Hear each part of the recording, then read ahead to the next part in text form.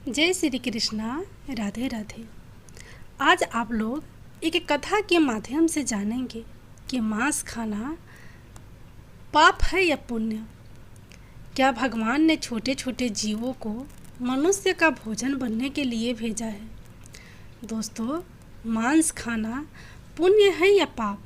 आज मैं आपको इसी विषय में एक कथा सुनाऊंगी। क्या पशु पंछी, भेड़, बकरी, मुर्गा, मछली, इन समस्त प्राणियों का मांस खाने से मनुष्य को पाप नहीं लगता है? तो आइए आज की इस वीडियो में समझते हैं कि छोटे छोटे जीवों को मारकर खाना कितना सही है और कितना गलत। आज तक ऐसे हजारों लाखों लोग मिल जाएंगे जो मांस खाने को सही मानते हैं। वह कहते हैं कि ईश्वर ने इन सब चीज़ों को हमें खाने के लिए ही बनाया है। अगर हम खाएंगे नहीं तो इनका होगा क्या? इस दुनिया में कुछ लोग ऐसे भी हैं जो जीव हिंसा करना घोर अपराध समझते हैं।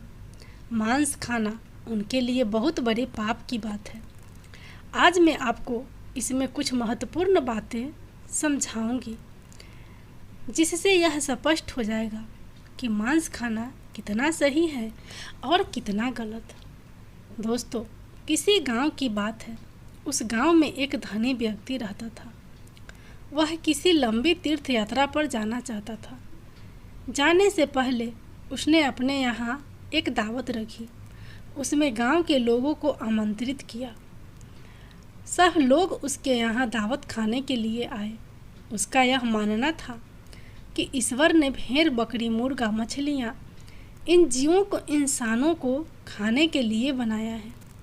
इसलिए उसने अपने यहाँ दावत में भेड़ और मछलियों का मांस पकवाया या उसके यहाँ आए हुए सभी मेहमानों को भेड़ और मछलियों का मांस परोसा गया।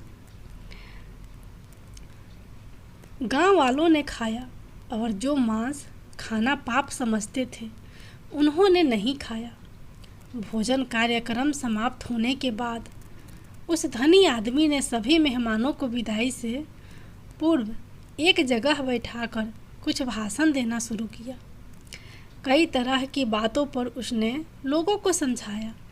उन बातों में एक बात यह भी थी कि परमात्मा कितना कृपालु है। उसने अन्य भोजन के साथ साथ मनुष्यों को खाने के लिए स्वादिष्ट मछलियाँ और कई तरह के पशु पंछियों को जन्म दिया है। उसकी इस बात का अधिकतर लोगों ने समर्थन किया। उसी सभा में एक 12 साल का लड़का बैठा हुआ था। उसने उस धनिक की बात को काट कर उससे कहा, श्रीमान जी, आप गलत कह रहे हैं। लड़के को उस धनिक की बात को काटते हुए देखा तो वहाँ उपस्थित सब लोग आश्चर्यचकित रह गए। धनिक बोला, बेटे, तुम क्या कहना चाहते हो? तब उत्तर में लड़का कहता है, श्रीमान जी, माना कि यह समस्त जीव परमात्मा ने बनाए हैं, परंतु आपको मार कर खाने के लिए नहीं।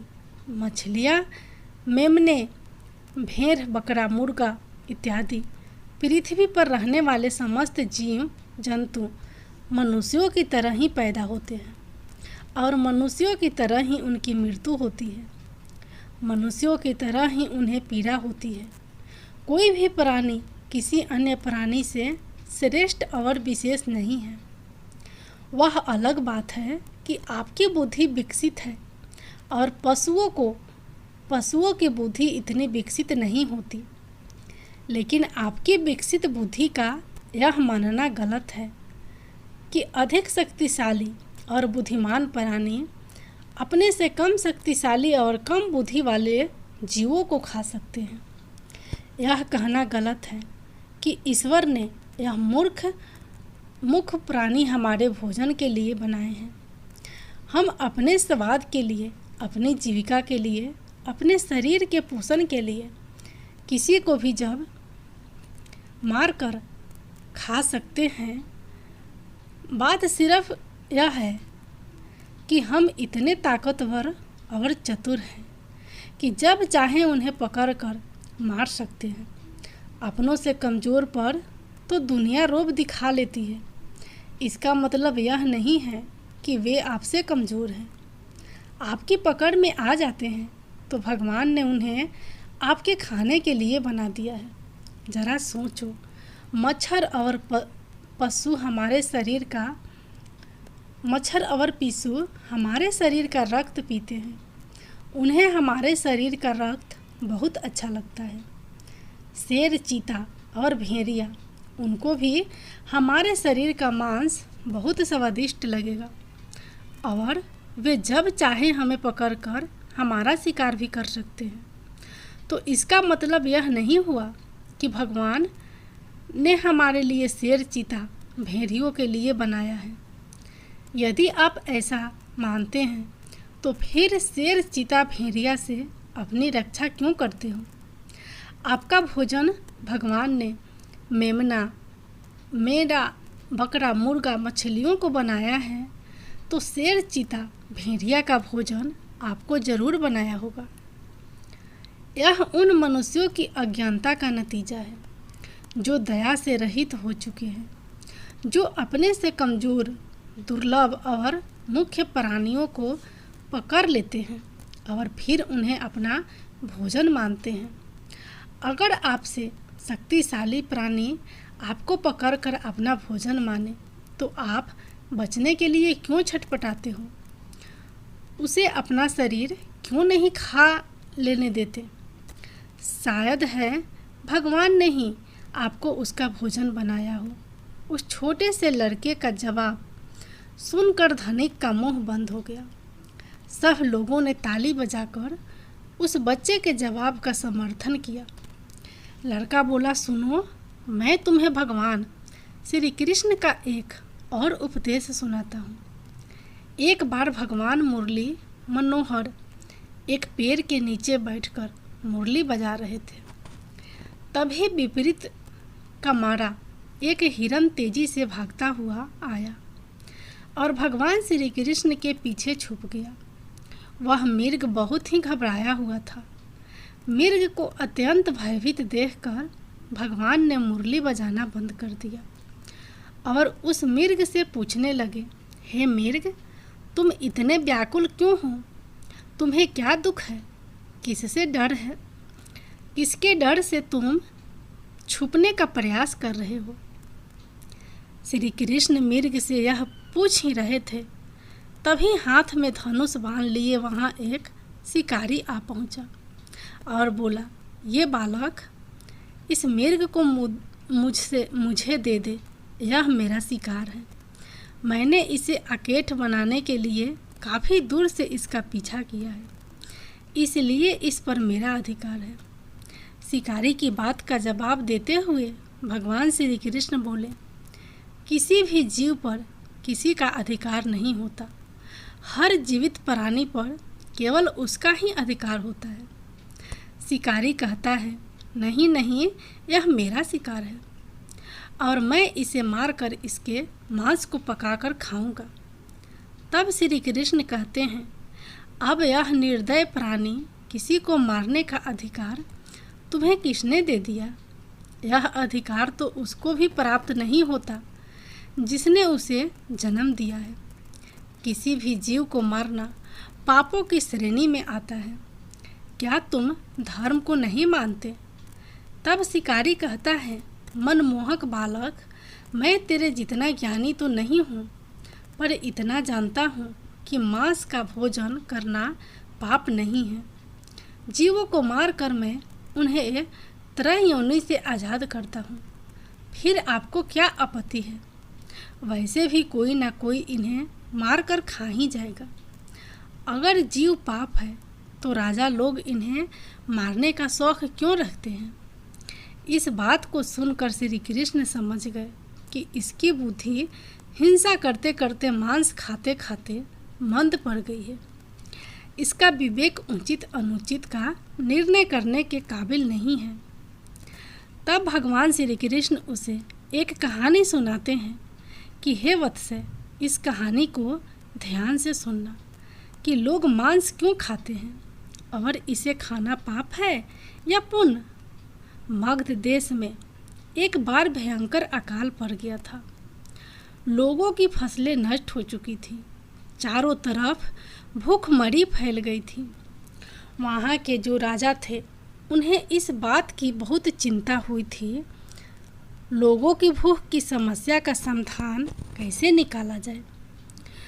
उन्होंने एक सभा लगाई और अपने सभासदों से पूछा कि लोगों को भोजन देने के लिए सबसे सस्ती वस्तु क्या रहेगी। राजा की बात सुनकर सभी सभासद सोच में पड़ गए कि इसका क्या उत्तर दिया जाए।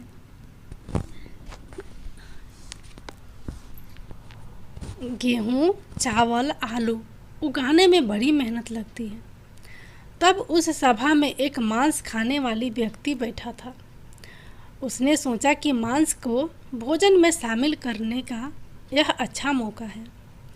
यदि राजा की अनुमति मिल गई तो हम जीवों को मारकर अपना भोजन बना सकेंगे। मनमानी करेंगे, कोई रोक टोक भी नहीं होगी। उसने राजा को सुझाव दिया कि भूखमरी का संकट दूर करने के लिए मांस से सस्ता कोई विकल्प नहीं है। इसमें धन का भी खर्च नहीं आएगा और श्रम भी अधिक नहीं करना पड़ेगा और हमारा भोजन भी बन जाएगा।